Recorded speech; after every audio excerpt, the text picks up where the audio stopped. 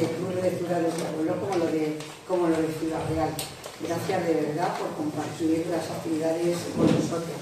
Y nos acompañaste y nos hace ilusión que los miembros del patio os sintáis partícipes de nuestras actividades. Y gracias, Gonzalo, por haber aceptado nuestra invitación. Y quiero presentar a María Antonia Murcia, que es la que va a tener el honor de presentarte aquí. Nadie mejor para presentarte que ella, porque es nuestra presidenta y es una persona con una gran experiencia en actividades ligadas a la formación, educación y gestión ambiental. Ella es licenciada en Educación Ambiental por la Universidad de Córdoba y de 2013 a 2021 ha trabajado para la empresa Opión, coordinando, diseñando y ejecutando actuaciones de educación ambiental para instituciones desde la Junta de Comunidades de Castilla-La Mancha, ECOEMBES, ayuntamientos y demás instituciones. Desde el pasado año ya ejerce la docencia y como profesora de secundaria en biología y geología. Su gran interés por el medio ambiente la ha sabido compatibilizar muy bien con su gran pasión, que es el teatro. Y así, desde los 16 años, formó parte del grupo Itaie, que hoy es la Teatrería, de lo que también es presidenta de 2014. Combina las dos presidencias. También ella ha trabajado como actriz con la compañía La Cantera, que tenemos aquí a su director, con montajes infantiles, talleres de teatro sobre interculturalidad y prevención de la violencia de género y en el diseño y redacción de guías pedagógicas. Desde 2016 preside nuestra asociación Amigos del Patio de Comedias, con el objetivo de dinamizar las artes escénicas y en general todas las manifestaciones culturales que podamos desarrollar en nuestro municipio y de una forma muy especial las que se llevan a cabo en este emblemático espacio del Patio de Comedias que acabas de conocer. Así que te dejo en buenas manos y la disfrutar de esta vela.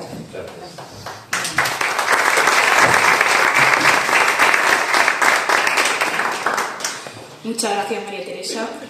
Yo soy la presidenta de la Asociación Amigos del Patio, pero realmente quien coordina todas las actividades y gran parte del trabajo se lo lleva ella, Luis. Entonces, muchas cosas se las debemos a ella, sobre todo. Bueno, agradeceros que podáis estar aquí. Quería agradecer también al Ayuntamiento, que hoy viene Mónica y Fabián. Quería agradecer también a Miguel Ángel y a Sergio, que nos están grabando este encuentro para la gente que no puede asistir. Y bueno, agradecer sobre todo a Julián. Dime. De momento tenemos un problemilla técnico. Un problema, pero se va a solucionar. Solamente estamos grabando, no estamos emitiendo ahora mismo. Vale. Lo tengo que cortar porque es que estaba grabando la pantalla. Perdonad, Nada. No. Y bueno, dar las gracias como siempre a Julián por su entera disponibilidad. Gonzalo Giner, muchísimas gracias, bienvenido a estos encuentros literarios. Muchísimas gracias por dedicarnos este ratito y es un placer contar contigo, porque bueno, no sabía si venías hoy de Ávila, de Segovia, que el trabajo ahora lo contará, trabaja en estas ciudades, entonces fue complicado un poco coordinarnos. Gonzalo Giner es veterinario de vocación y quiso serlo desde que con 13 años leyó el libro Todas las criaturas grandes y pequeñas, del también veterinario James Harriot, ¿no? Gonzalo Giner estudió veterinaria en la Complutense de Madrid y empieza su periplo profesional en el norte de España, en Asturias, en Navarra, en el País Vasco, en Cataluña, para después desplazarse hasta Madrid, Segovia, Ávila, donde actualmente ejerce como veterinario. Combina este trabajo con la escritura. Empieza a escribir tarde, a los 38 años, ¿verdad? Y escribe para escapar de las ansiedades y situaciones difíciles que a veces nos pone por delante el mundo laboral. Empieza desde cero y empieza escribiendo La Cuarta Alianza, que fue su primera incursión en el mundo literario, con numerosas reediciones y una importante proyección internacional, siendo traducida a 6 idiomas. Luego cuento un momento esta primera parte, cuando me toque, porque soy un poco el ejemplo de que los milagros existen, ¿no? Si quieres, os sigo yo y luego ya... No. Vale. Muchas de sus novelas, como hablaremos hoy, son de corte, bueno, y como sabéis, porque sé que sois lectores y lectoras de Gonzalo, muchas de sus novelas son de corte histórico y en todas ellas les ha dado a los animales la importancia y el peso que él cree que han tenido en nuestros acontecimientos históricos. Tras su segundo título, El secreto de la logia, que tomaba el siglo XVIII como marco para ambientar un intenso thriller, en el año 2008 publica la novela que considera su proyecto más personal, El sanador de caballos, que cuenta la historia de un veterinario o de un albeitar. Muy cerquita de aquí. Sí, de las Navas de Tolosa. Llego de Malagón. Bueno, un albeitar, también basada en la Edad Media y en los albores de la batalla de las Navas de Tolosa. El sanador de caballos nació como un homenaje a su profesión y ha sido sin duda el mayor éxito en su obra literaria, con muchísimas reediciones y con muchísimos lectores en España y alcanzando también mercados internacionales como el alemán, el polaco, el italiano. Otros títulos: El jinete del silencio nos descubrió los antecedentes de la creación de la raza española de caballos durante el siglo XVI. Y en Pacto de lealtad es donde Gonzalo dio un salto en su producción literaria, una novela minuciosamente documentada que narró por primera vez la participación de los perros en dos guerras del pasado siglo, en la Segunda Guerra Mundial y la Guerra Civil Española. En Las ventanas del cielo regresa a la Edad Media y ahora es un halcón blanco, el animal elegido. Su última novela, por la que hoy nos encontramos aquí, que es La bruma verde, premio novela Fernando Lara en el año 2020, y no es una novela histórica, pero en ella se vuelven a mezclar dos de sus grandes pasiones, que es el mundo animal y el mundo natural. Una novela que encaja perfectamente con la temática de nuestros encuentros literarios sobre medio ambiente y cambio climático, y que habla del expolio de los recursos naturales que a lo largo de los años se han hecho en los países africanos, una vez que las grandes potencias europeas se dividieran este continente a finales del siglo XIX. Ambientada en la actual República Democrática del Congo, el antiguo Congo belga, que recayó en manos de uno de los mayores genocidas de la historia, Leopoldo II de Bélgica, y que sobreexplotó el país usando para ello a esclavos y creando un clima de terror. Consiguió la independencia en el año 1960 y en el 2003 las primeras elecciones libres, pero a lo largo de su historia este hermoso país no ha dejado de ser una suma de desgracias e infortunios. Actualmente, y como muy bien explica Gonzalo en su novela, son las grandes multinacionales, acostumbradas muchas de ellas a los negocios turbios, las que luchan por las riquezas de un país en venta. Luchan por sus maderas tropicales, muy apreciadas como el hiroco. Todos estos problemas o toda esta explotación de recursos las he ido sacando de la novela de Gonzalo, va dando pinceladas de toda esta explotación. Sus maderas tropicales muy apreciadas como el hiroco, sus inmensos depósitos de turba, sus minas de oro, de diamantes y del famoso coltán, sus crías de chimpancé usada para el comercio ilegal de países con China, como China, o sus miles de hectáreas de suelo que les estamos robando para las enormes plantaciones de palma, de trigo o de soja, para alimentar en la mayoría de las ocasiones ya no a las personas sino a los animales. De todo esto nos aprovechamos aquí en Occidente, mientras seguimos ocupando sus tierras, expropiando vidas e historias humanas y arrasando con hectáreas y hectáreas de selva milenaria de la que dependen muchas especies de fauna, como las colonias de chimpancé, que se ven obligadas a huir y, en el peor de los casos, apiladas en montones, muertas a machetazos.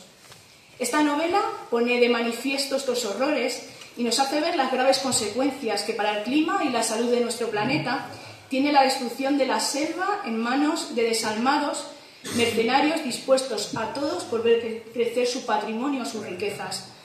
Pero también es un retrato de un país lleno de vida, de gente maravillosa, el segundo pulmón del planeta, con muchas zonas protegidas, con un río que es la gran arteria de África, lo pones en tu libro, el segundo con mayor caudal del mundo y con más leyendas que cualquier otro río. Es también un homenaje al esfuerzo de los cooperantes, esa gente que, como Beatriz o Colin, llegan a este continente con la única intención de ayudar y sin reservarse nada, y que Gonzalo llama los nuevos héroes de la civilización occidental.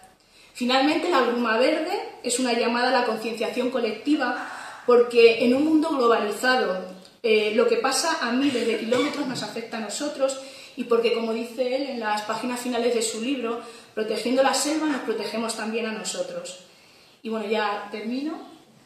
Pero antes de dar paso a Gonzalo, quiero cerrar esta presentación con una de las reflexiones que hace Lola, que es uno de los personajes principales de la novela, y que describe así este país. Dice así: aquel mundo cosido a crueldades, pero infinitamente hermoso, abuso de unos pocos y generoso para todo aquel que supiese aprovechar sus frutos.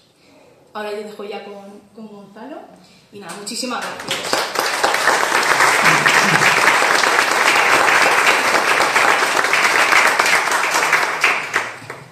Buenas tardes a todos, gracias al Ayuntamiento, a la organización del acto y a todos los presentes, clubes de lectura. Bueno, es la primera vez que me conocéis, por lo menos en persona casi todos, ¿no? Hay una excepción porque ahí tengo un grupillo ahí de gente que es muy amiga de un amigo mío, bueno, familia de un amigo mío, que también está presente. Pero bueno, así es que voy a hacer un esbozo muy rápido de por qué a un veterinario se le ocurre la locura de escribir y por qué se lanza a este mundo tan peculiar, ¿no? Viniendo de una esfera de ciencia. Pues lo has explicado bien. Yo me costó decidir qué carrera tenía que hacer porque no lo tenía muy claro. Yo quería haber hecho, primero me hubiera gustado ser bombero, pero otra cosa es que tiene uno en la infancia más muy pequeñito. Pero a los 13 o 14 años estaba pensando o ser piloto de aviación o de caza. Además yo quería militar, y a mí no me andaban con aviones de Iberia, no. O sea, un caza bombardero, así. Entonces tuve un problema de vista, entonces eso se quedó fatal, bueno, que empecé a tener miopía y ya nada. Y cayó en mis manos ese libro, que es Todas las criaturas grandes y pequeñas. Es un libro espectacular. Yo creo que igual habéis visto una serie que han puesto en televisión hace relativamente poco tiempo. Sí, alguno ha dicho que sí. Bueno, de James Herriot, es un veterinario inglés que escribió como 6 o 7 novelas, muchas de ellas ambientadas en su propia experiencia y en su vida. Y la primera novela es esta, Todas las criaturas grandes y pequeñas, está ambientada en el Yorkshire inglés, en la campiña inglesa de los años 20 o 30 más o menos del siglo pasado. Y era deliciosa, o sea, era una cosa divertidísima. Era un psicólogo porque te enseñaba también cómo pensaban los ganaderos, cómo reaccionaban, te morías de risa. Era muy divertida y yo me vi tan metido dentro de esa novela que dije, yo quiero ser Herriot y quiero ser veterinario. Y entonces, bueno, pues efectivamente estudié la carrera, me fui a Asturias para imitar casi a Herriot, porque el ambiente de Asturias era el más parecido a ese Yorkshire antiguo. Bueno, luego pasaron 1000 cosas alrededor de mi vida y fui danzando, como has explicado, en distintas partes de España hasta volver otra vez a Madrid. Pero, a ver, el volver a hablar de esto tiene que ver con que las letras para mí han sido muy importantes, han sido las que han desencadenado mi vocación. Cuando tenía los 38 años aproximadamente estaba en una empresa muy grande, estaba en la junta de dirección de esa empresa grande y en ese momento fuimos comprados por otra empresa todavía más grande. Y esa empresa, pues lo que suele pasar en estas cosas de fusiones empresariales, que de pronto hay una palabra mágica que se llama reestructuración. Entonces, que te dicen, hay que hacer reestructuración.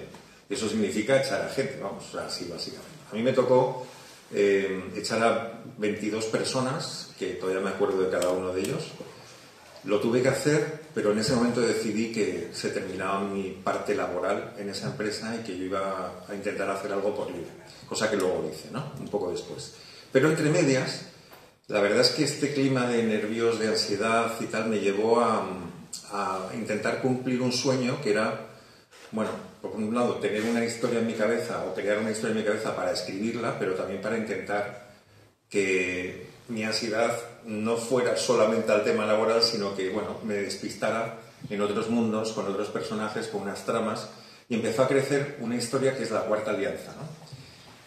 Antes decía que la Cuarta Alianza, bueno, pues ¿qué pasó? Pues yo terminé de escribir eso durante 3 años o algo así, lo revisé 1000 veces y no sabía muy bien qué hacer con ello, tampoco tenía ninguna intención de publicarlo, yo solamente quería, bueno, pues tengo la novela, me lo he pasado bien, me he salido de terapia y ya está, se la dejo a leer a mis amigos y a mi familia y poco más. Pero luego, pues cuando fue la gente leyéndolo, pues muchos me decían, hombre, no eres Ken Follett, o sea, tampoco te creas tú, no te subas arriba, Pero bueno, pero no está mal, o sea, hay algo y tal, ¿y por qué no la presentas a una editorial? Y yo, pero si no conocemos a nadie, yo no tengo ningún enlace con nada, no tengo, ¿no? O sea, ¿cómo? Bueno, entonces uno de mis amigos, desde muy pequeñito, es dentista, y él dijo, mira, yo tengo un escritor que viene de vez en cuando a la consulta, y lo que puedo hacer es que el día que aparezca por allí, pues cuando lo tenga allí en la silla sentado, que no se me pueda escapar con la boca abierta, pues entonces le digo que tengo un amigo que está tonto, que es veterinario, y que se le ha ocurrido escribir, que fíjate qué tontería, y ¿qué hace con eso? Entonces, bueno, pues este fue José Luis Olaizola, yo no sé si os suena, ¿verdad? Sí, fue un premio Planeta además, pues Olaizola se leyó el manuscrito y la verdad es que muy amablemente me dio una serie de consejos, me dijo que bueno, que tenía que corregir bastantes cosas, pero que había algo detrás de esa novela que merecía la pena moverla. Entonces, que lo presentara a un premio literario, porque no entendía, o sea, que si iba directamente a la editorial iba a ser muy difícil que me lo leyeran o que me dijeran algo. Y yo digo, bueno, pues premio literario, el primero que había en ese momento era el Primavera de Novela, o sea, el de Espasa Calpe, Primavera de Novela, ¿ves? Algo así. Total, que lo presente y no con intención de ganarlo, no, simplemente para que, bueno, se lo leyeran, igual si les interesaba la novela, pues arrancar un acuerdo. Cuando me llegó la contestación, me dijeron que su tabaco, gracias, o sea que nada, pero además es que me dijeron que era un plagio, una cosa más muy curiosa, que era un plagio de otra novela que yo no había leído, o sea que muy difícil, pero no, que no les gustó. Y digo, bueno, pues ya está, terminamos ese plazo, intento buscar el sistema de autoedición, no me convenció mucho, solamente hablé con una editorial, no me gustó cómo me lo plantearon y dije, mira, yo voy a hacer lo que todo el mundo dice que no hay que hacer, que escojo mi manuscrito y lo mando a las editoriales directamente con una buena carta, eso sí me la curré, y lo mandé a Planeta, a Alfaguara, o sea, a las grandes, ¿no? Y ya tendré tiempo de bajar, ¿no? Entonces empecé por arriba. Bueno, mi mujer siempre dice que yo tengo, no sé si es una virtud o es un defecto, pero dice, tú eres un inconsciente, o sea, siempre, porque haces las cosas y no piensas en las consecuencias, ¿no? Sino que tú lo haces y ya está. Bueno, pues puede ser un poco así. Yo creo que el acto de escribir también hay que ser un poco insensato, un poco inconsciente, porque te estás exponiendo, ¿no? Y a que todo el mundo te mire y te lo lea y opine, ¿no? Pero bueno, a mí me parece bien, no me importa, ¿no? Bueno, total que lo mandé a las editoriales y a Plaza y Janés también, a 4 inicialmente. Bueno, pues a los varios meses, saliendo de una vaquería de las que trabajo en Madrid, pues me llaman por teléfono, tuve que parar el coche porque, bueno, porque es que además, o sea, lo cogí, tengo que decir que lo cogí conduciendo, es un pecado, ¿no? Pero bueno, la cuestión es que me dice, mira, soy Raquel Gisbert, soy editora de Plaza y Janés y, bueno, nos gustaría editar tu libro, publicarlo, nos ha gustado mucho el manuscrito y queríamos hablar contigo. Bueno, y ahí arrancó el milagro. Cuando digo milagro, es que era un milagro, porque luego me contó más adelante que ese año habían recibido como 1.700 manuscritos y habían editado 3, nada más, de los 1.000 y pico, ¿no? Pero es que además de todo eso, cuando fui la primera vez, pues me dijo, mira, es que hemos decidido que esa novela va a ser la novela revelación del año que viene de Plaza y Janés. Estamos ya manejando negociaciones para editarla en 5 países distintos. O sea, yo cuando me empezaban a decir todas esas cosas, os podéis hacer una idea. Yo miraba por arriba diciendo, aquí hay una cámara oculta y me están haciendo una broma, pero de verdad de las bien hechas, ¿no? Pero no, o sea, luego fue sucediendo todo eso y, bueno, pues evidentemente salió la novela, se publicó en varios países, se hicieron varias reediciones, para ser la primera novela pues estuvo bien. Y entonces luego tuve lo que se llama el infierno del héroe, pues yo ya me consideraba que era Antonio Gala. Y entonces vino la segunda novela, que era El secreto de la logia. Todavía no empezó a hablar de la Ulma, pero de verdad prometo que luego hago. Luego ya no cuento más. El secreto de la logia, que fue una humillación, o sea, directamente era como, o sea, no se vendió nada. Era una novela que se basaba, se movía en el Madrid del siglo XVIII, coincidiendo con la aparición, aunque no era lo más importante, pero la editorial pensó que era lo más importante, coincidiendo con la aparición de la masonería en España. Bueno, las primeras logias masónicas y tal. Bueno, es un thriller, a mí se me fue la mano. Yo también lo reconozco que yo me cargaba a todo el mundo que aparecía por la novela de las formas más impresionantes, os podéis hacer una idea, colgaba a la gente de las paredes, le sacaba las tripas, las expandía, o sea, mi mujer estaba asustada conmigo, o sea, tenía miedo de dormir en la misma cama. Pero bueno, no tuvo ningún éxito, salvo en Ucrania y en Rusia, donde se vendió muchísimo, pero de los dos. O sea, pero del orden de 300.000 ejemplares en Rusia y 200 y pico mil en Ucrania, ¿no? Ahora que ha pasado todo esto, fíjate. Pero bueno, entonces entre medias de todo eso, llegó un momento que mi editora, que era Raquel y sigue siendo mi editora, me dijo: mira, Gonzalo, tenemos un problema. Queríamos hacer una carrera editorial contigo, pero con este panorama va a estar complicado. Entonces, piénsate otra novela un poco mejor o a ver qué hacemos para que... Y si no, pues tú con tus vacas. Y yo, bueno, yo con las vacas seguía. Bueno, pues nada, era justo la Feria del Libro de Madrid, iba a firmar, por decir algo, porque no firmaba nada, en la Feria del Libro, El secreto de la logia, que no pasaba nadie. Pero antes de ir iba por el retiro y entonces de pronto me acordé de la historia de cómo había llegado yo a la profesión. Y dije, oye, pues es que es verdad que fue a través de un libro.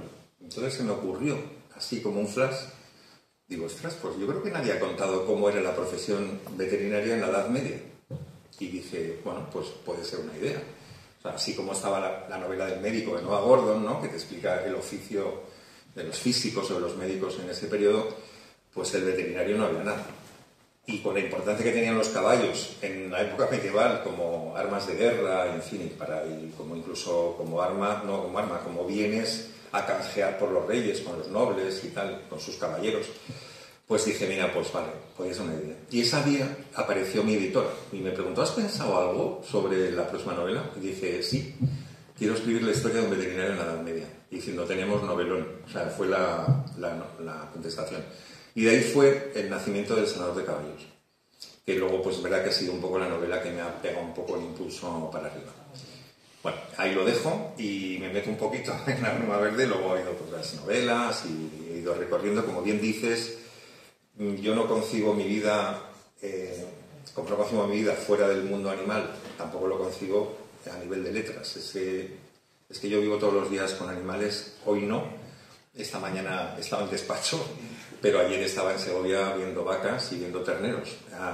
Y entonces para mí es tan importante la presencia animal que es lógico que aparezca en mis novelas, no como unos meros protagonistas así secundarios o terciarios, sino que tienen en casi todas un papel muy importante. Bueno, entonces entre medias de todo eso os cuento. Yo además, mi padre era valenciano, mi madre era asturiana. Por parte de padre, mi padre era abogado y toda la familia de mi padre, o sea, mis tíos, mi abuelo, mi bisabuelo, mi tatarabuelo y el siguiente, eran todos abogados de Valencia. Y además tenían una relación muy particular con el Tribunal de las Aguas de Valencia, porque eran los procuradores legales del Tribunal de las Aguas de Valencia durante 2 siglos. O sea, que hay una tradición familiar muy importante que en mi familia valenciana me exigieron, diciendo, oye, tío, o sea, ¿por qué no escribes algo en novela histórica sobre Valencia y sobre tu familia y sobre el tema del Tribunal de las Aguas y tal? Dije yo, pues claro. Entonces, en una reunión familiar que tuvimos, me dieron un montón de libros de mi tío, de mis abuelos, bueno, me vine cargado de cosas y con la idea de que yo iba a escribir una novela sobre Valencia, que era una deuda familiar que tenía. Momento en el cual, como 1 mes o 2 meses después, me cruzo con una persona que ahí la cito en la novela, que se llama Rebeca Tencia. Rebeca Tencia es una veterinaria, explico un poco por qué me crucé con ella. El Colegio de Veterinarios de Madrid, me invitaron varias veces a presentar un premio que ellos dan cada año, que llaman el Premio del Bienestar Animal, que se lo dan a una institución, a una persona y a un animal. Son 3 premios. A un animal, pues suelen ser perros de estos que trabajan con enfermos, terminales o en hospitales, en fin. Bueno, total, que a la persona que le concedían ese año, yo presentaba los premios, me pedían que yo hiciera la presentación de los premios. La persona que le tocó ese año fue Rebeca Tencia. Rebeca Tencia es la mano derecha, en este momento, la mano de su ultraderecha, en el buen sentido, no de políticamente hablando, de Jane Goodall, que sabéis, yo creo que todos muy bien quién es. Entonces, Jane, ¿por qué es mano derecha? Pues porque Rebeca es una gallega que estudió veterinaria con una vocación enorme por el mundo, el mundo salvaje, o sea, por los animales salvajes. Y después de un recorrido corto por España, después de que acabó la carrera, se fue con una ONG creo que fue en Uganda, me parece, donde arranca y empieza a trabajar con gorilas y con chimpancés en la selva. Jane Goodall escucha hablar de ella porque Jane Goodall tiene un centro de conservación y de rehabilitación de primates en lo que se llamaba antes el Congo francés, no el belga, el pequeñito, el que está pegado, digamos, al océano Atlántico, no el grande, que es el Congo belga. Bueno, ellas están ahí. Bueno, entonces la va a buscar, le encanta el planteamiento que hace, cómo está trabajando en cuanto a rehabilitación y también reinserción de los chimpancés en la selva, una vez que son adultos, porque ellos normalmente se quedan con las crías pequeñas, con los bebés de chimpancé, que se quedan solos en la selva después de que han ido a matar a las madres o a los padres para comerciar con carne o sobre todo por carne, ¿no? Y entonces matan a los padres y se quedan los bebés en la selva. Entonces, de una manera u otra, a ellos les llegan, algunos de ellos, entiendo que no todos, y los crían, bueno, y los vuelven a insertar en la selva. Bueno, entonces, con todo eso, al final conozco a Rebeca y me cuenta su historia, porque yo tenía que hablar con ella para entender qué estaba haciendo. Entonces, como su vida en general y lo que ella estaba conociendo y había conocido era de película o de novela, pues me dejó completamente fascinado. Os voy a contar solamente una anécdota que ya me permite contarlo, porque es muy potente. Y esta fue, yo creo, la que determinó que yo dijese, dejo de escribir de Valencia y me voy a poner a escribir La Bruma Verde. ¿Por qué? Pues porque, bueno, ya me contaba que cuando amanece en el centro de rehabilitación de Jane Goodall, había un chimpancé pequeñito, una cría, que había llegado unos días antes. Y lo que hacen allí, o sea, los chimpancés tienen una dependencia con las madres enorme. Hasta los 5 o 6 años están prácticamente pegados a ellas y desde el punto de vista de cría y de crecimiento y desde el punto de vista de desarrollo también de comportamiento es brutal y es esencial el contacto entre la madre y el bebé. Entonces lo que hacen estos centros es que cogen al bebé solamente una persona y lo adopta, digamos, durante esos 5 años, pero es que están siempre con él, o sea, están uña y carne. Entonces le ponen un macho. Entonces este macho, pasados los 5 años, lo reinsertan en la selva y otros 2 años o 3 después, ella entra en la selva a hacer no me acuerdo el qué iba a hacer, dijo, de una forma muy imprudente, porque normalmente cuando vas a la selva siempre va no una persona sola, sino que vas con alguien por aquello de la seguridad, pero ella entró sola. Se adentró demasiado y de pronto, como ella empieza a escuchar ruidos y unos gritos, unos chillidos, unos alaridos, que ella evidentemente interpreta de inmediato porque son de chimpancés, que era un grupo de chimpancés salvajes. Entonces lo escucha que están viniendo y escucha que dan orden de ataque. O sea, el orden de ataque es ataque a ella. Entonces ella calcula la distancia, empieza a correr un poco, pero ve que no le da tiempo, porque ya empiezan a salir y viene un clan de chimpancés. Los chimpancés no son, hay de todas las variedades, no son la chita esa que veíamos de Tarzán, que era tamaño así. Hay chimpancés que cuando se ponen de pie y levantan las manos, con las manos son 2,10 metros y a la cabeza pueden 1,60, 1,50 y tanto. O sea, que son animales, algunas variedades son muy grandes, estos son grandes. Entonces de pronto ve corriendo un grupo de chimpancés para ella atacarla. Se queda parada, dice no puedo huir, no me da tiempo, y nada, dice me van a matar. Y entonces el primero de todos se le abalanza encima, la tira al suelo, le muerde la cabeza, empieza a sangrar y empieza a caerle de todo y dice pues ya está, se acabó. Momento en el cual otro de los chimpancés que estaban allí da una orden a todos los demás para que ataquen al que le está atacando, cosa que sucede. Y ese era su hija, que la reconoce y le salva la vida. Claro, pues yo, lo sigo contando y a mí se me ponen los pelos de punta, ¿no? Porque es impresionante. Bueno, pues a mí me cuenta todo eso y digo, mira, Rebeca, yo creo que tienes una vida para escribirla, ¿no? Entonces yo no sé si querrás tú hacerlo o no, pero yo no quiero hacer una biografía, pero me encantaría poder contar una historia en la que tú, el ambiente, el entorno en el que te mueves, las historias que tú estás viendo y que cuentas de África y del Congo en concreto, puedan salir. Dice, oye, déjame que me lo piense. Yo empecé a empaparme ya, a documentarme, a leer de todo sobre el Congo, en fin, libros de ecología, todo lo que pude encontrar. Y a los 2 o 3 meses que no me respondía, además con las dificultades de comunicación que hay, al final me responde y me dice, Gonzalo, he decidido que no, porque igual quiero en un momento determinado escribir yo mi historia y si ya está escrita, pues no, y con lo cual me parecía muy razonable. Dije, bueno, pues vale, de acuerdo. Entonces Lo que pasa es que yo ya estaba decidido a escribir algo sobre bueno, pues todo lo que está sucediendo en realidad en ese enorme país, y le di la vuelta. Entonces dije, bueno, el fondo de esta novela es que yo lo que me apetecía era que los personajes, la mayor parte de los personajes, o los más importantes, fueran personajes desde dentro. O sea, no las típicas novelas como son las clásicas africanas de Corazón del Océano, no es el Corazón del Océano, el de...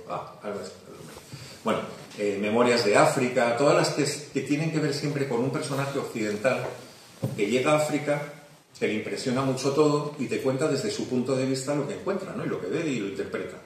A mí me apetecía como decir, no, a ver, ¿cómo puede valorarlo? O sea, ¿cuál es la mirada de alguien que está allí y que vive el problema desde su situación, desde su entorno y con sus circunstancias?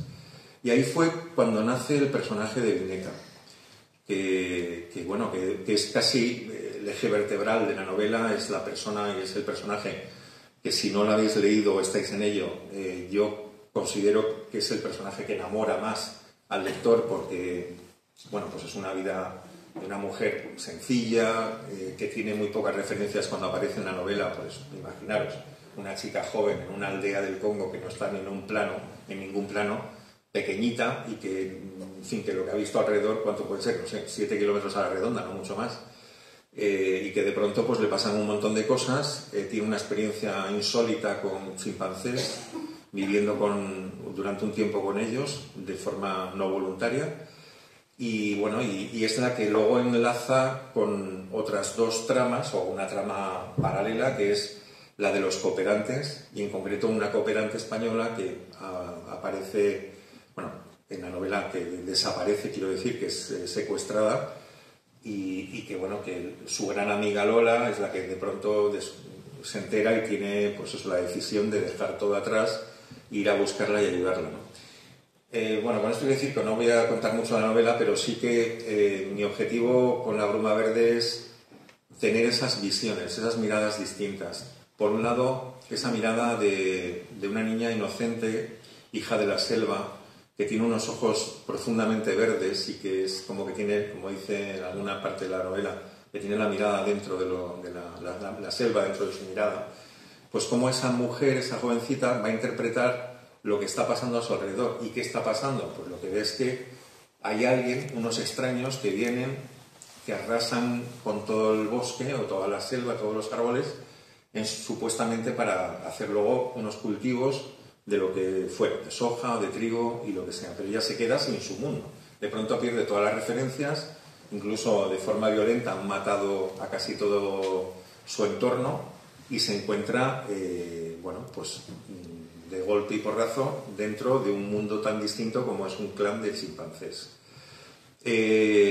A ver, para los que habéis empezado a leer la novela empieza de una forma muy intensa, porque el primer capítulo es muy violento, o sea, porque se ve la escena violenta de lo que está pasando, es para entrar directamente ya en el meollo de la historia. Pero tengo que confesaros que cuando estaba escribiéndolo tenía mis propias dudas. Digo, igual es demasiado, esto igual no pasa, no es tan exagerado que las empresas entren o con matones a cargarse a todo el mundo, ¿no? Bueno, entre medias de cuando estaba haciendo la documentación y a punto de empezar a escribirla, yo contacté con un centro que aparece en la novela, que se llama el Centro de Rehabilitación de Lubiro, que está en el Congo, en una de las regiones del Congo, que es Kivu Sur. El Centro de Rehabilitación de Lubiro está dirigido por españoles, porque pertenece a una fundación que es de Soria, en Logroño, que bueno, que invierte ahí y lleva muchos años haciendo unas inversiones también sociales, no solamente por animales, en esa zona del Congo. Bueno, entonces la directora de ese centro, yo conseguí contactar con ella, porque yo quería ir al Congo a ver el centro de rehabilitación y conocer un poco la situación alrededor de lo que estaba pasando allí y que me contaran, ¿no? Y ver todo lo que hacían. Bueno, ella fue la primera que me dijo, ni se te ocurra venir. Y digo, ¿pero por qué? Dice, porque es que es súper peligroso. Estamos en un momento... Bueno, esta zona es muy peligrosa siempre, pero ahora mismo justo es todavía peor. Hay muertos en las carreteras, y te digo que cuando hay muertos es que cada semana me encuentro 1 o 2 tirados por en un lado de la carretera, al lado de un árbol. A mí me han venido a amenazar un miliciano ruandés diciendo que venía todas las semanas a robarme, bueno, no dicen a robar, que venía a cargar su 4x4 con el gasoil que tenían ahí un tanque. Entonces dice, claro, la primera vez que fui a hablar con él le dije que no, que eso no, o sea, que fuera a comprarlo, pero que eso era privado. Y el otro le sacó un Kalashnikov y le dijo, mira, voy a venir todas las semanas a coger el 4x4, a llenarlo, y si te parece mal te mato, pero antes te voy a violar. Y vale, pues la otra dijo, oye, coge lo que quieras, claro, vete cogiendo lo que quieras. Bueno, quiero decir, con esto daba a entender que el ambiente es tremendo.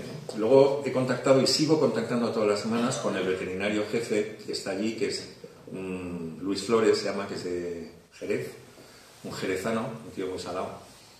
Y este es lo mismo, o sea, la situación es muy, muy seria. O sea, ahí hay milicianos, hay mafiosos, están los del coltán, porque todo eso está en esa zona, ¿no?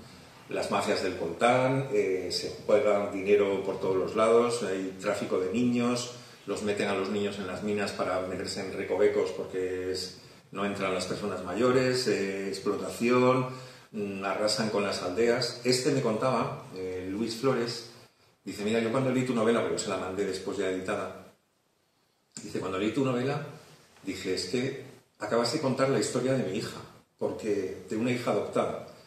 Y me la volvió a contar. Dice, es que yo siempre que salía del centro, en un camino de estos de tierra, encontraba a una niña muy pequeñita, bueno, de 8 años o 9 años, más pequeña que Guineca, que estaba siempre sola por ahí, caminando. Entonces, como es un sitio tan horrible y tan peligroso, pues yo paraba y le preguntaba, oye, ¿te necesitas algo? ¿Te llevo a algún sitio y tal? Y la niña al principio le costó relacionarse, pero al final fue cogiendo un poco de confianza y ya le explicó. Entonces le explicó que ella vivía en una aldea, que a sus padres los habían matado, que vivía con su abuela y que su abuela pasaba un poco de ella. O sea, que la abuela, pues como que fuera por ahí, que se fuera a buscar la vida y ella pues iba con 8 años a buscar comida por ahí o lo que pudiera pillar, ¿no? Entonces claro, se apiadaron tanto que la han adoptado a esta niña, ¿no? Y decía, bueno, es que es Guineca. Bueno, imaginaros con todo este ambiente de cosas, ¿cómo no te puede salir una novela tan rica de sensaciones, de emociones, de gente potente, de esta gente que es tan generosa, los cooperantes, ¿no? Que se están jugando el pellejo, porque yo le he preguntado, digo, pero tú te estás jugando la vida, a ver, además, yo se lo decía a las bravas, digo, te estás jugando la vida por unas crías de chimpancé. O sea, quiero decir que no quiero decir con esto que yo soy veterinario, que amo mucho los animales, pero no sé, es como fuerte, ¿no?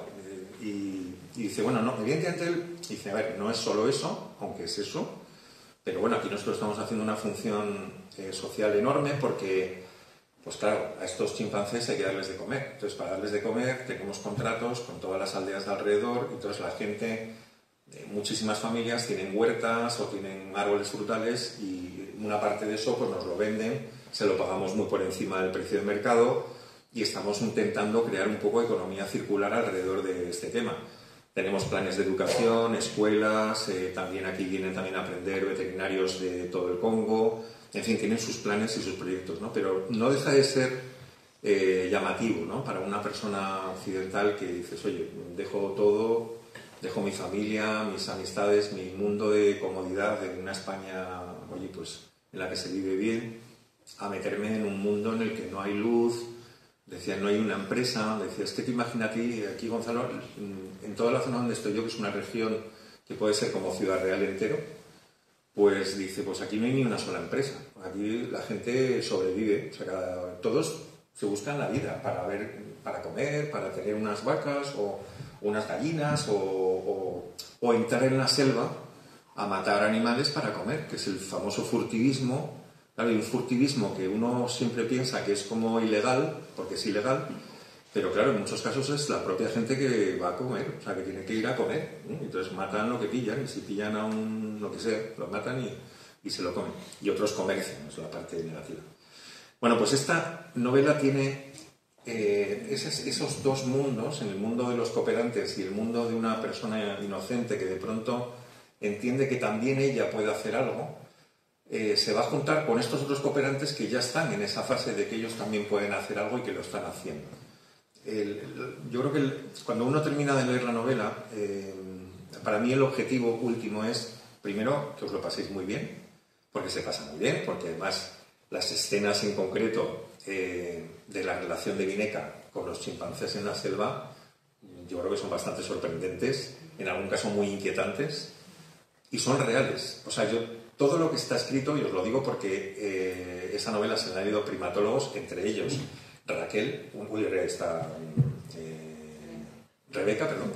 Rebeca, y todo está aprobado. Es decir, que efectivamente todo lo que dicen que pueden hacer los chimpancés y que aparece en la novela lo pueden hacer. O sea, el duelo que tiene una madre cuando pierde a un bebé es real. La capacidad de engaño, de engañarse entre ellos, o incluso de conocer una serie de plantas que se las dan a otro chimpancé para drogarlo, para tontarlo y hacer otra cosa entre medias. O sea, toda esa asociación de pensamientos lo tienen los chimpancés y lo hacen, o sea que es verdad. O la utilización de herramientas para comer, con palitos, o determinadas piedras para romper una cosa y utilizan la piedra adecuada, no otra. O sea, las relaciones entre ellos, todo eso es real, y yo creo que eso tiene su atractivo, ¿no? Para mí me parece que es, por lo menos, entretenido. Pero luego, al final, el pozo que a mí me ha gustado intentar dejar en la novela es que todos podemos hacer algo por un gran problema, que es que es la deforestación. Os digo, sí, es un problema, es un problemón. Un dato, cuando estaba documentándome la novela, leí que en el año 2019, era un año antes de cuando yo, estaba en pleno escribiendo yo, en el año 2019, entre Brasil y el Congo Zaire, la República Democrática del Congo actual, deforestaron una zona, un terreno de selva equivalente a la suma de Badajoz, Cáceres y Ciudad Real, que sois la tercera provincia más grande de España. Bueno, sois la segunda, pero entre las tres son las tres más grandes de España. Bueno, pues todo eso en un año. En un año se cargaron toda la selva que ocupa toda esta superficie. Y bueno, estas empresas existen, no me lo he inventado, no he puesto nombres, hubiera puesto nombres reales, pero me lo pensé y digo, voy a tener un lío porque son muy poderosos. Y además no tengo, o sea, yo sé informes que he leído, pero tampoco luego podría yo probar, o sea, que han sido honestos, dejado de hacer. Dije, bueno, yo voy a ponerme nombres falsos y ya está. Pero que detrás de todo lo que hay y de esos manejos hay empresas muy grandes que están comprando. Sí que vi, por ejemplo, un contrato de una compra de 1 millón de hectáreas, que aquí, como sois de campo, sabéis que lo que es 1 millón de hectáreas es una barbaridad. 1 millón de hectáreas de una empresa en el Congo, y le habían pagado, no sé si eran como $100.000, una cosa así, que es nada, o sea, nada para lo que es la cantidad de terreno. Y ese es el planteamiento que están haciendo. ¿Para qué lo están haciendo? Pues en un momento determinado, el motivo de estas empresas, que además en muchos casos también van subvencionadas por los fondos de la Comunidad Europea de ayuda al desarrollo, porque se supone que lo que hacen es inversiones allí para intentar fijar población y trabajo en la zona. Y ese es el objetivo inicial, pero parece ser que no siempre lo cumplen. O sea, que solamente deforestan, venden la madera, en algún caso cultivan lo que sea, soja o aceite de palma, y al final contratan a 4 personas lo más menos posible y dan trabajo de verdad ni hacen ningún tema. O sea, se están aprovechando de la historia y se están formando. Bueno, entonces, ¿qué podemos hacer? Un poco el objetivo que tenía yo es, primero, concienciar, y segundo, los propios personajes de la novela, todos en sus pequeñas medidas hacen algo por contribuir a intentar cambiar un poquito la situación, y todos podemos hacer un poquito también, ¿no? Desde participar en alguna de estas ONGs o hacer comprar de una forma pues inteligente y solidaria en este sentido, o comprometida.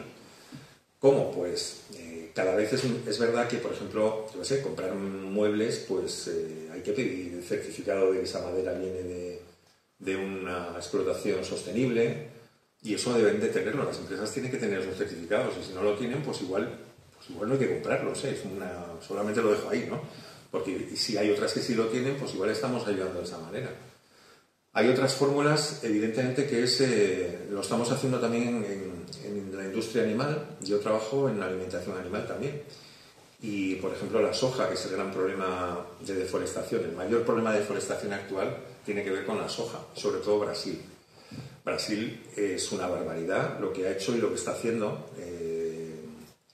Para que os hagáis una idea, en solo 10 años Brasil ha multiplicado por 10 su producción de soja, se ha convertido en el primer país exportador de soja del mundo, cuando antes era Estados Unidos, ya lo ha superado y el año que viene, vamos, muchísimo más. Y todo es a base de limpiar selva y cultivar soja. Esta soja no va solamente para la alimentación animal una parte, pero no es eso, es que la soja tiene 3 grandes mercados. Uno es el aceite, o sea, una es el haba entera, sabéis que es una leguminosa, son habas. Entonces esas habas, para alimentación humana, que suele ser un 15%, utilizan las habas enteras, o luego las utilizan para distintas representaciones, el tofu y un montón de alimentaciones que tienen como base la soja, pues vienen con la soja entera. Luego hay unas extractoras que son las que extraen el aceite, porque es una oleaginosa, tiene muchísimo aceite. Y el aceite de soja se utiliza para hacer biodiesel en este momento, muchísima cantidad va para biodiesel. Se supone que es un contrasentido. Estamos intentando hacer un carburante pues ecológico, vamos a decir así, o que es más sostenible que quemar petróleo, pero luego resulta que la obtención tampoco está siendo demasiado legal o demasiado respetuosa, ¿no? Y luego otra parte se utiliza para alimentación humana también y alimentación animal. Lo que está más creciendo, y esa es la realidad, el crecimiento más alto de la producción y de la demanda en este momento es más por la alimentación humana. Y esto tiene que ver, y por eso no lo discuto, pero tiene que ver con el aumento del veganismo. O sea, entre la tendencia creciente a que la gente está cada vez comiendo más producto vegetal, lleva a que la fuente de proteína más interesante vegetal de todas es la soja. Entonces, claro, al final hay más demanda y está creciendo y se vende cada vez más. Entonces, ¿esto quiere decir que ser vegano es malo? No. ¿Esto quiere decir que comerciar con soja es malo? No. Creo que lo que hay que hacer es regular bien las cosas. Es decir, no se puede, no vale todo. O sea, para tener ese tipo de alimentos no vale todo, ¿no? Pero, en fin, ahora que hago esta especie de alegato, yo no me considero ecologista, me considero conservacionista, que es un poco la teoría que tiene Jane Goodall, que es intentar, el conservacionismo lo que dice es, vamos a intentar conservar lo que hemos heredado de nuestras generaciones anteriores tal y como está, sin manipularlo, sin tocarlo. O sea que la selva, que por eso están peleando allí y luchando, pues la selva que se quede como está, que no la toquemos, que no nos metamos cada vez más dentro, porque eso supone pues lo que somos, deforestación, reducción de una fuente de captación de carbono, porque de CO2, pues la selva al fin y al cabo es un sumidero de CO2 ambiente, ¿no? Como cualquier vegetal. Bueno, entonces esa es un poco mi teoría, pero por eso que no veáis en esta novela, no es un alegato ecologista, es una novela que recoge la vida de estos personajes. En unos momentos es casi un thriller, porque pasa de todo, hay persecuciones. Vamos viendo cómo se desarrolla Vineca, cómo va entendiendo el planteamiento de los occidentales, cómo lo va asumiendo, qué respuestas da ella a lo que ve a su alrededor, cómo se enamora de quien no debe. En fin, hay amor en esta novela, hay un poco de todo también. Hay acción, hay malos, muy malos, que son belgas, claro, lógicamente. En esta novela no la he vendido en Bélgica, o sea, no lo he conseguido, no, porque no es normal. O sea, es que no, es que es verdad, cuando me planteé poner al malo, a los malos, pues realmente es que en el Congo los que han sido malos de verdad han sido los belgas, con lo cual, pues oye, te ha tocado. O sea, que no, la empresa que me invento es de capital belga y los que están por allí son belgas, ¿no? Antes tú citabas lo del genocidio, que es que son cosas como muy poco conocidas, pero es que el famoso Leopoldo II, que se calcula, él estuvo durante 23 años, fue propietario único del Congo, de la República del Congo, que para que os hagáis una idea, la República Democrática del Congo son 5,5 veces España, de tamaño. O sea, sería empezar en Lisboa y terminar en Varsovia. Todo eso es el Congo. Bueno, pues eso durante 23 años, cuando en el siglo XIX, en la Convención de París, o en una reunión de París, los países europeos se reparten África, a él le toca, pero a él como rey persona, le toca el Congo. Te ha tocado. Y entonces, durante 23 años es propietario único, o sea, el reino de Bélgica no tiene nada que ver ahí. y en esos 23 años, cuando comete el genocidio, hablan de 8 millones de muertos, 8 millones de asesinados. O sea, les cortaba las manos a los trabajadores. Fue el momento el comienzo del auge del automóvil, finales del 19, donde hacía mucha falta el caucho para las ruedas. Hay una industria nueva y entonces empieza a hacer industria extractiva de caucho y de minerales y de todo, pero que era un asesino y con un ensañamiento y mataba a la gente, bueno, en fin, 8 millones de muertos. Luego tenemos algunos más actuales del siglo pasado, pero a este parece como que se ha ido de rositas, pues no. Y bueno, entonces sí que los malos, como digo, están ahí. Y no sé qué más contaros. Bueno, simplemente, mira, voy a contar solamente una anécdota personal con esta novela. El premio fue el premio Fernando Lara del año 20, que el año 20, sabéis, el año 20, en plena pandemia. Bueno, pues esto tuvo su gracia porque, bueno, yo lo había presentado al premio y el premio Fernando Lara siempre la concesión y la fiesta, una cena que se hace en Sevilla, se hacía en mayo, finales de mayo. Total que como estábamos con el confinamiento y no había manera de hacer reuniones públicas, de pronto es como que nos llegó a todos los que, supongo, a todos los que nos presentamos, una notificación de que se retrasaba la concesión del premio debido a las circunstancias. Digo, bueno, pues vale, se retrasa. Total que, bueno, pues ahí quedó. Y esto fue en mayo, pues en julio, el 15 de julio, de pronto recibo una llamada de teléfono. Yo estaba en casa, raro, porque yo durante todo el confinamiento estaba saliendo como veterinario todos los días al campo. Pero bueno, me pilló en casa. Entonces me llama una persona y me dice, bueno, yo había puesto en el libro, no le había llamado la bruma verde, le había llamado, bueno, primero el personaje, el seudónimo era Vineca Sopo, que es el personaje principal.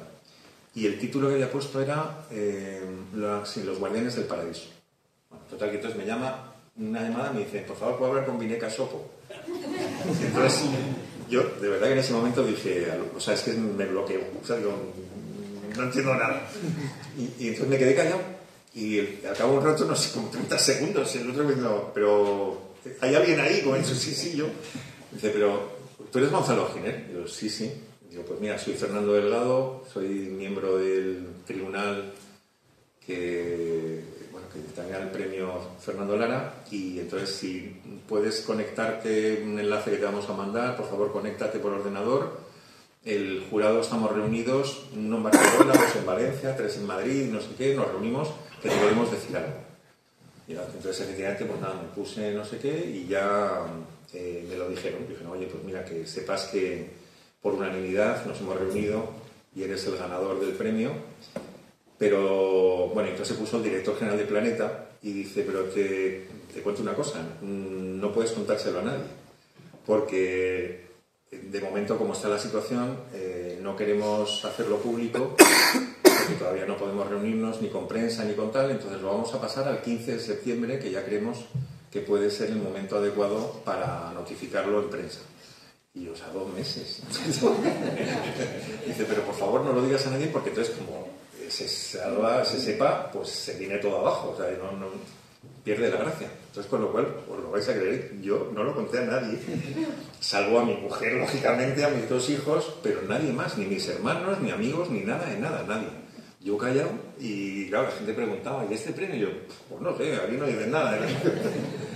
Bueno, entonces luego, claro, el 15 de septiembre ya, un día antes, a los más allegados digo, oye, tú vete poniendo el telediario porque igual mañana ha pasado, ¿no? Pero bueno, que fue un poco cómico, ¿no? Pero bueno, pues me gustó la situación porque es un gustazo que de forma unánime un grupo de escritores, que todos son escritores y gente muy conocida, Pérez Ferrer, en fin, gente con potencia, ¿no? Desde el punto de vista literario, pues me valoraran la novela porque tiene, aparte de la trama, pues bueno, dan a entender que está muy chulo, muy bien escrita. Bueno, sí, me gustó, ya no me hizo ilusión. Pues no sé si he contado un rollo patatero esta tarde o no. Pues nada, os puedo contar lo que queráis, preguntad lo que os apetezca. Igual me he liado más tiempo de lo normal, perdonadme si es así, ¿eh? ¿No? Me podéis preguntar lo que os apetezca, de verdad, pero lo que queráis. A ver si alguien se lanza. Me parece un tema así como muy lejano, pero por ejemplo aquí en Daimiel, al lado, unos 10-15 kilómetros, ¿no? Pues había un señor, se llama Eusebio Ortega, hace 15 años aproximadamente, pues, que estaba en Congo. Y estuvo como, no sé, 8 o 10 años, así, el sacerdote, y vino, y no lo conocía ni la madre que lo parió. O sea, llamó a la puerta, hecho polvo totalmente, y a los 5 días murió.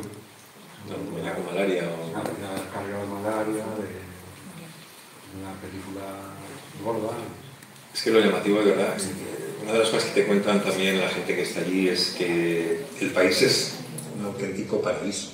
Desde el punto de vista paisajístico, el Parque Nacional de Virunga, que está al lado, ¿no? y bueno, y los parques nacionales que están allí recogidos, dice, es como el paraíso, o sea, es una maravilla, es el sitio más bonito de la Tierra, ¿no? Sin embargo, es el sitio más violento también de la Tierra en este momento, ¿no? Muy peligroso, o ha sido muy peligroso, y bueno, luego tenían todavía, porque es verdad que se viene heredando el famoso lío con los Hutus y los Tutsis y tal, que fue otro genocidio espectacular, pero que sigue todavía salpicando la vida diaria de esa zona justo, que es la que está pegada con Ruanda y con Uganda, entonces esa parte es muy peligrosa, pero es una zona peligrosa. Y esto es lo que te dicen al final, es que claro, que es que la violencia está tan arraigada que incluso en los parques nacionales, esto además lo leí en un sitio, en el de Virunga, ellos contratan a lo que llaman rangers, que son gente local para defender el parque, ¿no? Sobre todo todos los que van a cazar de forma furtiva. Bueno, pues todos los años los furtivos asesinan entre 10 a 12 rangers de ese mismo parque, solo en un solo parque, ¿no? O sea, que se los cargan. O sea, que es que allí no se andan con tonterías, o sea, es un sitio complicado. Pero bueno, pero sí que es verdad que luego hablan maravillas también de cómo es la gente, de la generosidad, bueno, de los países africanos, que es bastante común en todos, que te dan lo poco que tienen, te lo reparten y no tienen más, vamos, no te dan más porque no lo tienen. Elisa. Porque tomas la decisión final de la niña, porque tomas esa decisión que... Vale, no lo puedo contar del todo, porque claro, hay mucha gente que no ha sabido la novela, pero bueno, intentaré explicártelo. En ningún momento piensas que la niña va a terminar. Claro, a ver, es verdad que el entorno de la novela, aunque van pasando cosas que pueden ser más amigables, más entretenidas, hay amor, como decía antes, aventura, acción, pero hay un drama grande por debajo, ¿no? Que es lo que está pasando, ¿no? Eso no quería tampoco que se escapara, ¿no? Y por tanto, digamos como que tampoco quería que la novela terminase como muy en lo más alto, muy... Antes yo digo un término que es muy merengoso, o sea, como todo, qué bonito, tal, todo queda fenomenal, ¿no? Pues no, o sea, la situación es compleja y el drama puede llegar hasta el final, ¿no? Entonces va por ahí un poco la justificación de haberlo hecho. También es verdad, claro, no sé cómo decirlo, no, mi editora cuando se lo leyó me dijo, estás loco, o sea, te has vuelto loco, y es verdad, pero bueno, luego se justifica, yo creo que se justifica. En todo momento yo pensaba que iba a quedar la niña con la criatura, con el animal, Ya. que iban a quedar como los dos juntos, las dos juntas. Pero sí que es verdad que Queda mejor. Aparte que es Cáceres, psicología, con la gente que está hablando. No, es que es así, es que no no es una El broma. ambientalismo ahora mismo, los defensores ambientales son objetivo número uno. Mineras, extractoras, Cierto, es una pena porque es verdad que el Congo está considerado como uno de los recursos desde un punto de vista mineral más importantes de toda la Tierra, ¿eh? O sea, casi como con China, pero por eso, por cierto, que China también está entrando a saco en el Congo porque están interesados en coger pues las famosas minerales raros y todo este tipo de cosas, aparte del coltán y de lo que fuera, ¿no? Y están comprando también un montón. Hacen infraestructura, han construido trenes que recorren unas distancias enormes a cambio de explotar determinados recursos naturales, ¿no? A ver, China lleva demasiado tiempo haciendo eso, porque yo recuerdo, cuando yo estaba trabajando en Barcelona, que tenía que hacer estudios de mercado mundial, ya en ese momento, yo hablo de los años 90, aproximadamente 90 y pico, China había comprado el equivalente en ese año, en 90 y algo. Fue por los mundiales, por las Olimpiadas, 92. Había comprado el equivalente a España en África, ya lo tenían comprado para como granero. O sea, como diciendo, bueno, cuando sea necesario, si necesito alimentar a mi población y no tengo en otro lado, eso lo tengo ahí. No sé ahora cómo se habrá convertido, pero estoy seguro que se habrá multiplicado por unas cuantas veces más. O sea, que están muchos intereses. Es la gran olvidada. África es la asignatura pendiente. O sea, que nunca a nadie le interesa acabar con esa violencia y con esas mafias, ¿no? Nadie, claro, a nivel político, nadie se interesa por... A ver, el gobierno actual de la República es un gobierno democrático, bastante más democrático de lo que han tenido, porque es que además los pobres terminaron después de tener a los belgas así en la chepa, cuando ya se independizaron, al poco tiempo arrancan dictaduras, o sea que estuvieron luego de dictadura en dictadura. Y ahora es la época casi mejor de todas. Pero ahora lo que ocurre es que cuando te encuentras con un país como el que estaba diciendo, que es 5 veces y pico España, en el que el 89%, si no es el 90%, es selva, todo selva, las comunicaciones son deplorables, es muy difícil gestionar eso desde el punto de vista incluso de seguridad. O sea, porque dices, bueno, ¿qué ejército tienes que tener? ¿Y cómo lo tienes que tener repartido por todos los lados para evitar pillajes o evitar desmanes? O sea, es complicado, para ellos les tiene que costar mucho. Y luego, por otro lado, pues aquí hay muchos, claro, los intereses que están ahí haciendo, pues hay muchísima corrupción, pues lo que te puedes imaginar también. O sea, eso, pues muchos dirigentes seguramente que hacen la vista gorda, pues porque les untan. Y entonces es complicado. La verdad es que sí, no sé, nadie sabe cuál es el remedio de eso, ¿eh?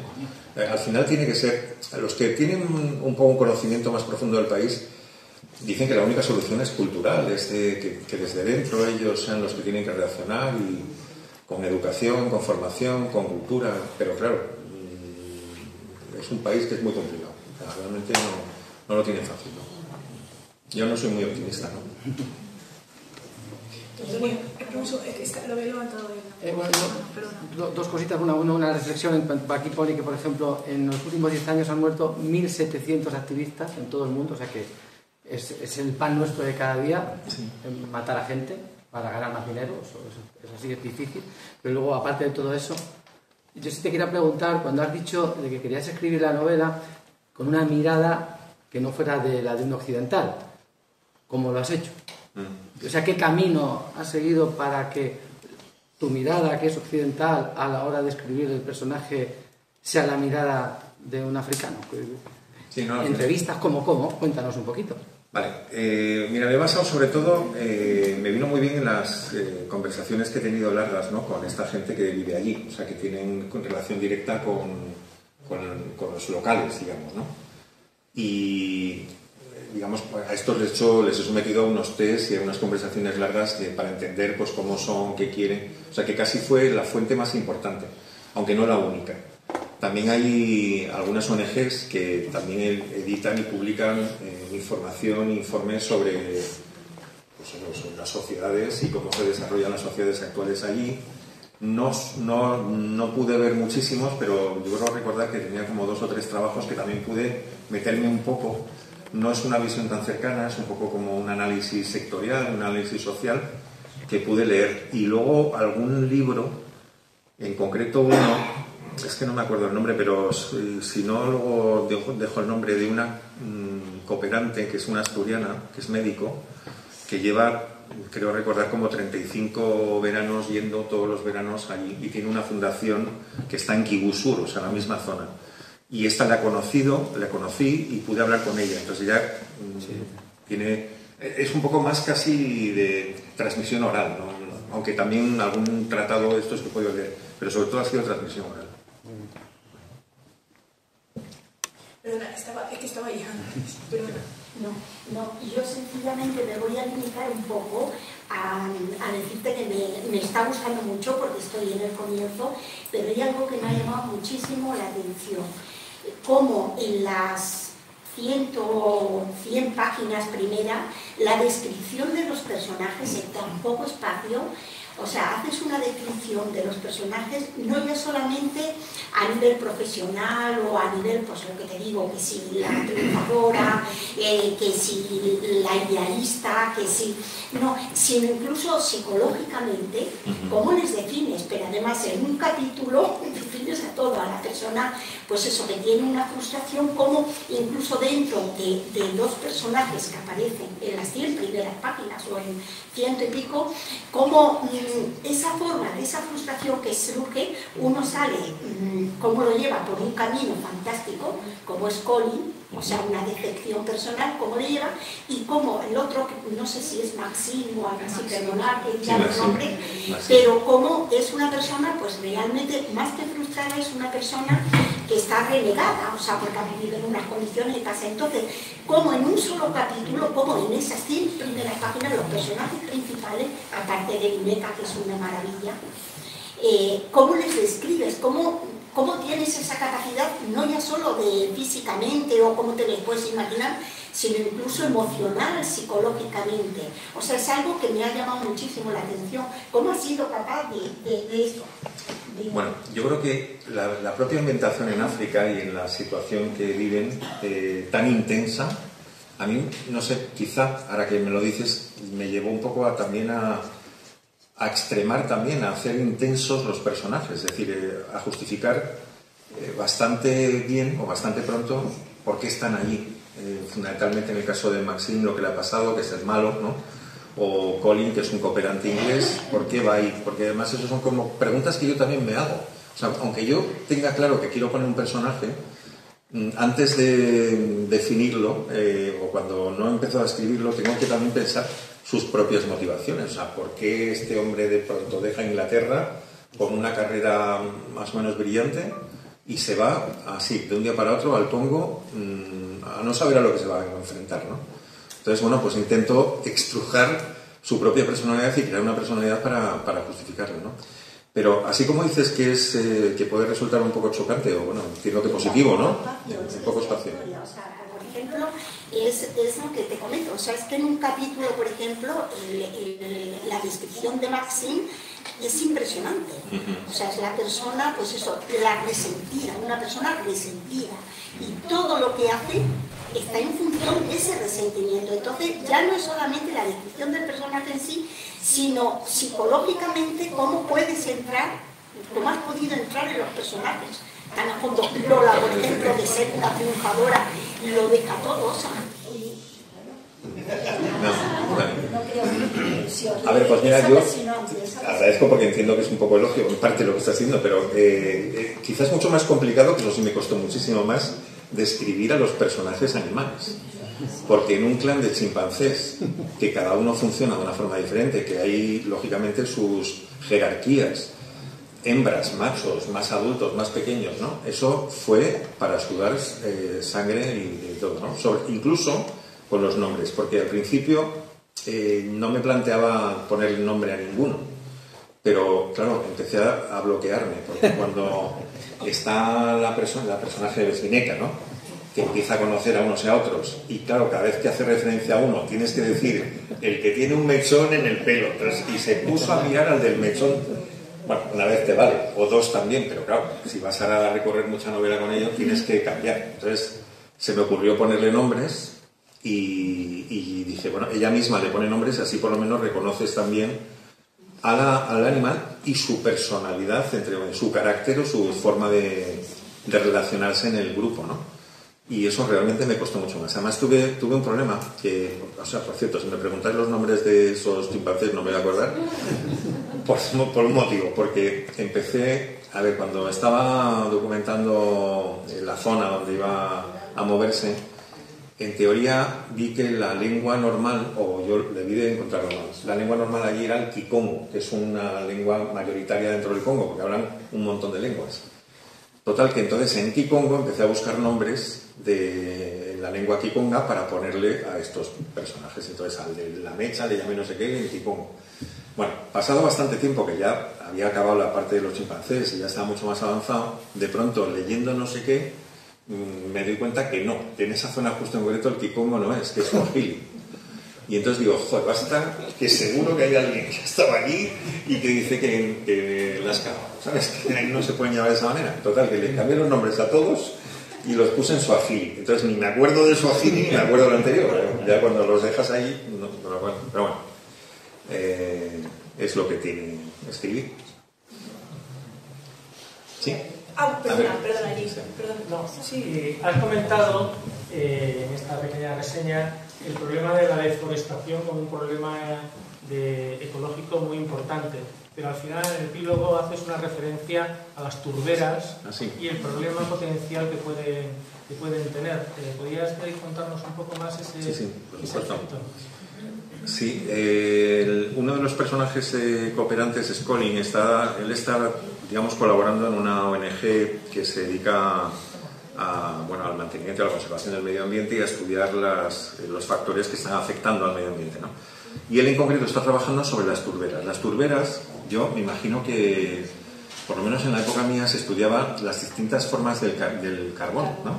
Y se hablaba uno que era la turba, ¿eh? Bueno, pues las turberas, imaginaros, son zonas pantanosas. Perdona. Es un problema que existe en la zona. Las tablas de Daimiel es una zona de turbera, vale. Estaba activa, pero eso más o menos lo conocemos. Pero ¿cuál es el problema potencial que generan esas turberas y esa mala explotación o esa extracción? Vale, el tema es que en esas turberas, digamos, como la materia orgánica se ha ido acumulando en la parte subterránea, si hay agua o no hay agua, pero son miles de años de materia orgánica que se deposita y se va formando un sedimento de una gran profundidad que, gracias a que no hay oxígeno, no fermenta, no hay fermentaciones y se queda estabilizado.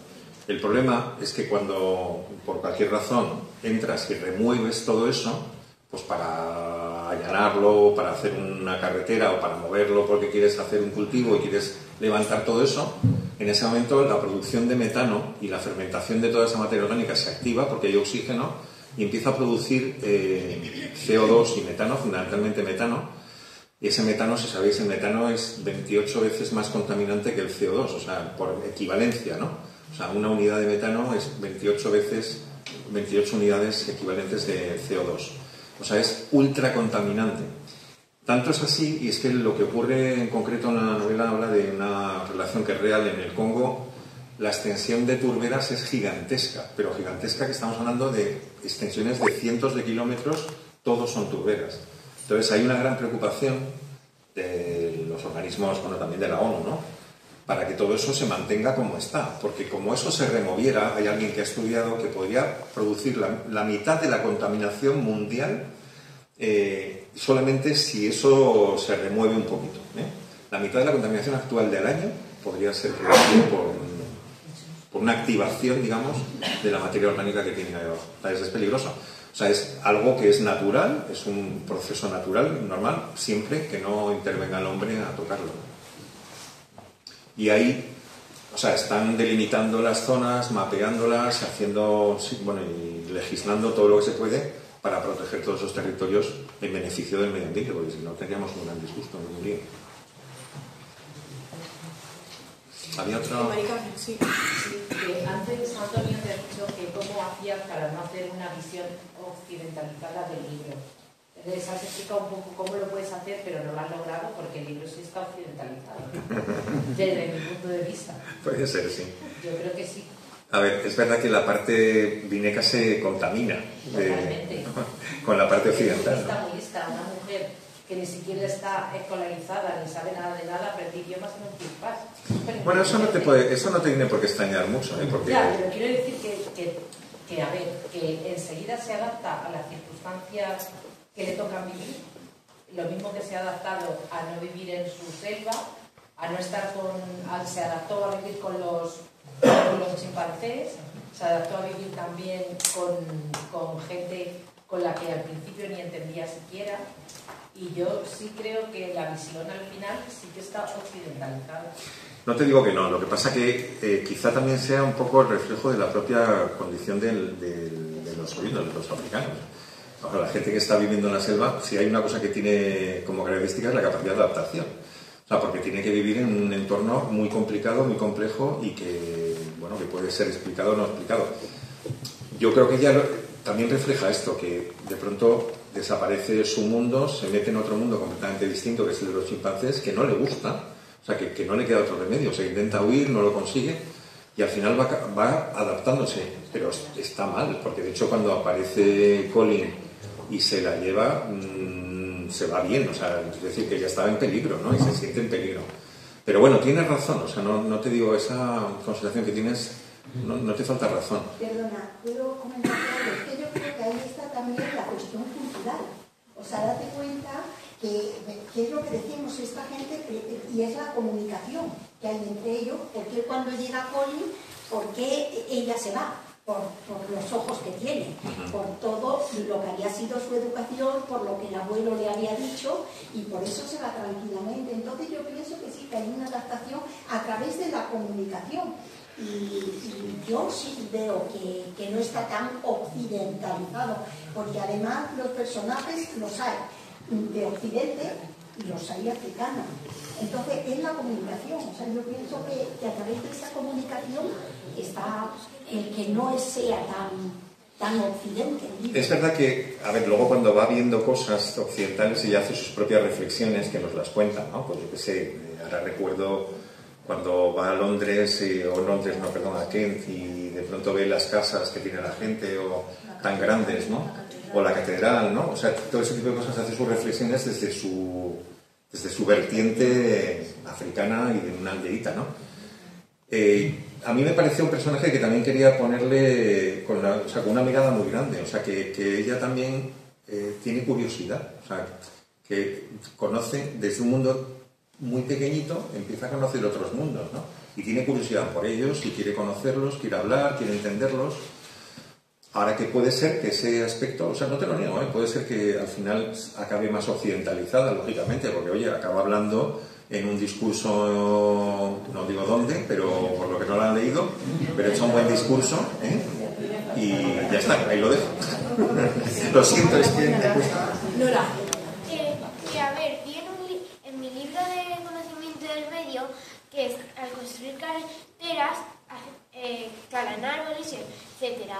¿Es cierto que cada vez se mira más por donde se construye cada carretera para no dañar tanto la naturaleza? Desde luego, me imagino que en un país como el nuestro, seguro que sí, o en países occidentales. Yo creo que ahí no deben de estar mirando, en el Congo, en África, no deben de mirarlo igual. O sea, deben de estar más tirando por ahí. Uno de los grandes problemas de esas carreteras que mencionas, porque no solamente es abrir una carretera, cuando esas carreteras que están haciendo, porque además que son enormes carreteras para sacar en camiones también grandes toda la leña y todos los árboles, no hay mucho más que hacer. O sea, realmente lo único que hacen, pues eso, son intentos, es intentar que no entre animales, que no entren los cultivos, y poco más puedes hacer, porque es que eso es... Estamos hablando de unas extensiones gigantescas, Es que bueno, el parque de Virunda, pues igual tiene, no sé, igual son 10 cabañeros o 15 cabañeros, solamente un parque nada más, ¿no? Entonces, claro, a ver cómo controlas que entre la gente, no entre allí, es difícil. Tienen esos rangers, pero aún así no dan abasto. Y es selva, es que... No, o sea, tú no tienes visión más que de lo que ves ahí muy cerquita, ¿no? Sí, en este sentido que comentáis, el tema del turismo, por ejemplo, se puede ir a ver gorilas con una cierta proximidad, con los rangers y tal. Claro, hay un precio de 400, 500 euros mínimo, no sé, una hora estar ahí cerca de los gorilas.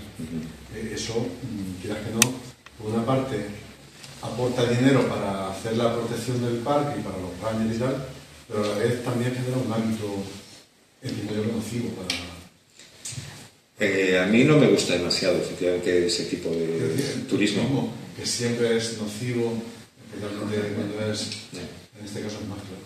Sí, a mí no me gusta nada, pero también confieso que lo hacen porque necesitan recursos económicos. Entonces, y la gente, como dices tú, paga mucho dinero. Yo sé que hay excursiones en Uganda en concreto, que igual un viaje de estos no baja de 3.000 o 4.000 euros para verlos durante unos días, porque claro, igual no vas un día, más varios hasta que los localizan. Bueno, no sé. Yo creo que cuanto más separados estén del hombre, mejor, ¿no? Y cuanto más los aislemos, mejor. Pero no. Yo quería comentar una cosa. Que me encantaría que el libro lo hicieran una película, solamente por ver a la niña,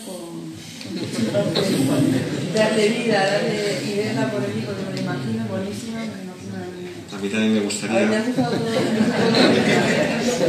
pero la niña me encantaría que le dieran vida. Hay una propuesta, lo que pasa es que no está todavía cerrada, pero hay una promotora americana que la está intentando defender en Netflix, Estados Unidos, o sea, para que se haga allí.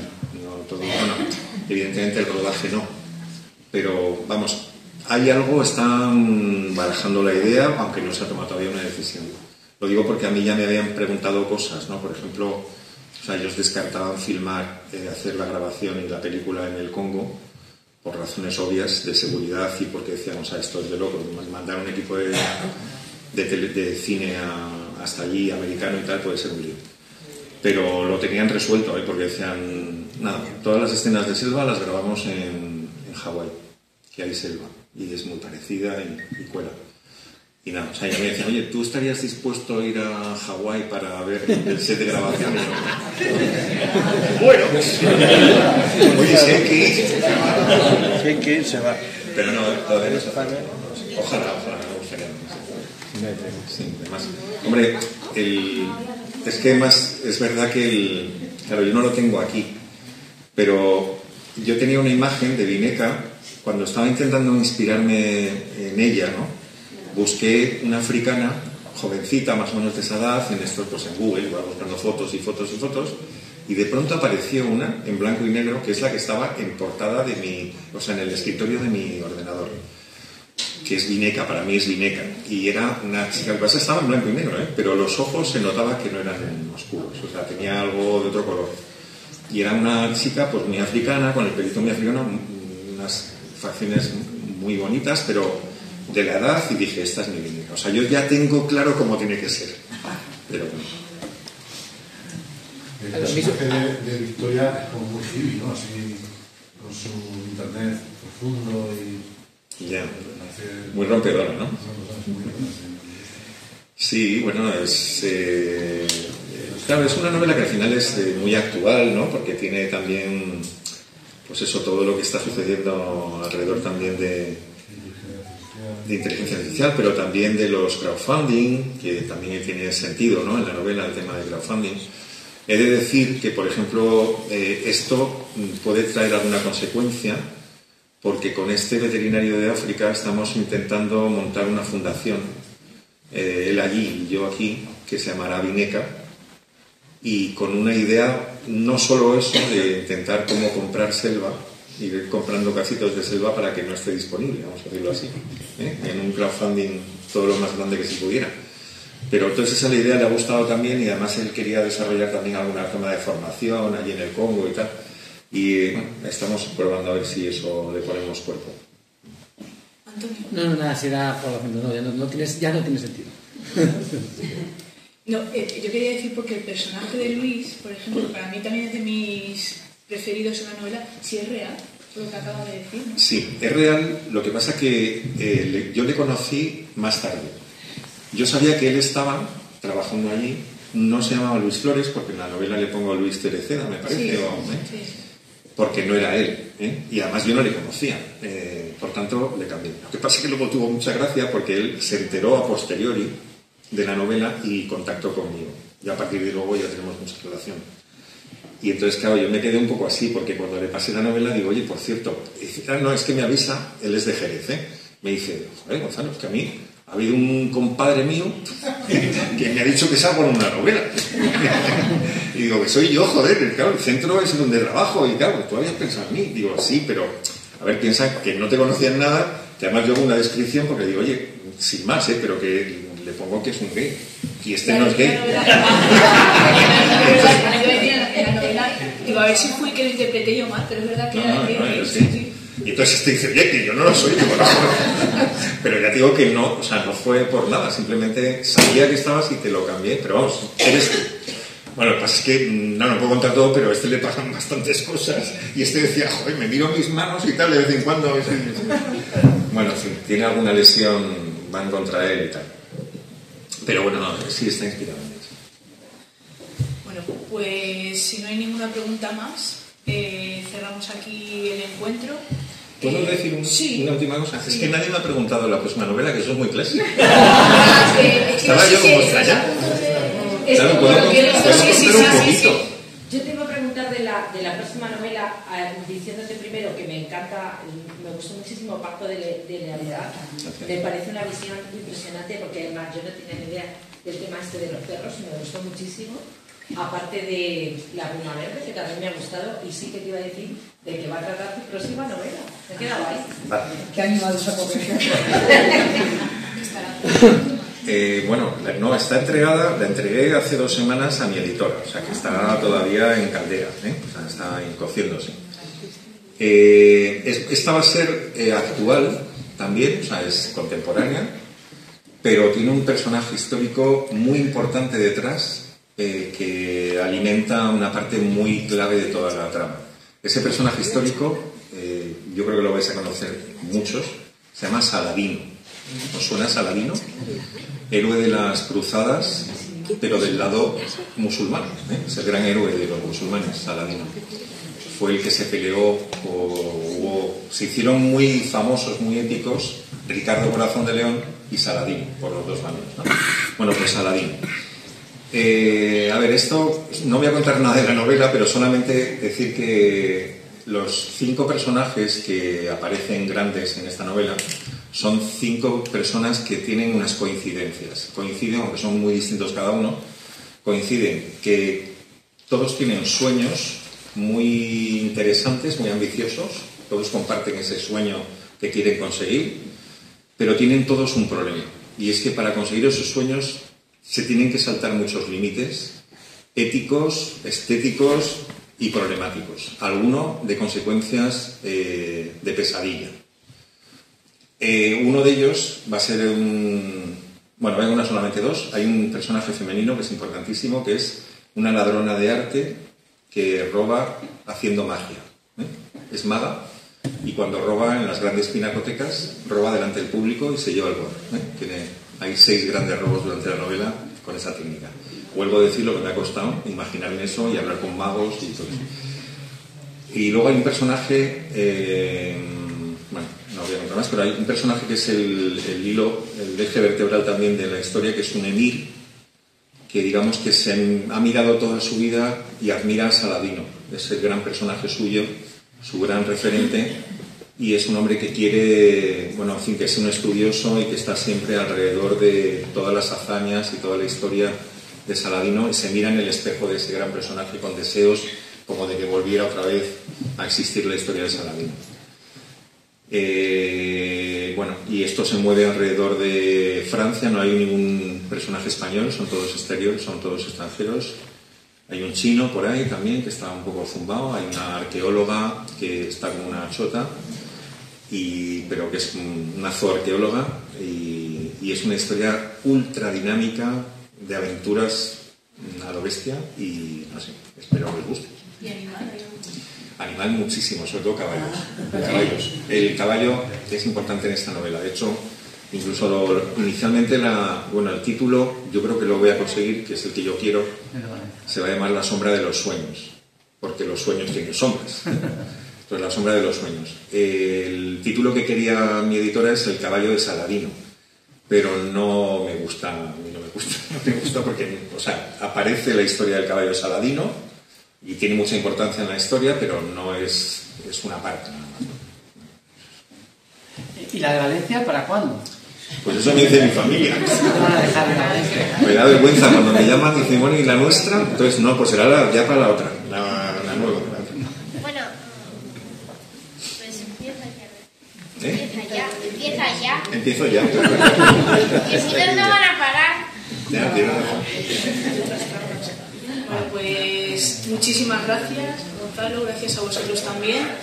Y nada, nos vemos en el siguiente encuentro, que es el 5 de mayo, con el hijo de Miguel Delibes de Castro, que también vamos a hablar con él de los grandes problemas ambientales del siglo XX-XXI. Nos vemos en el siguiente. Muchísimas gracias.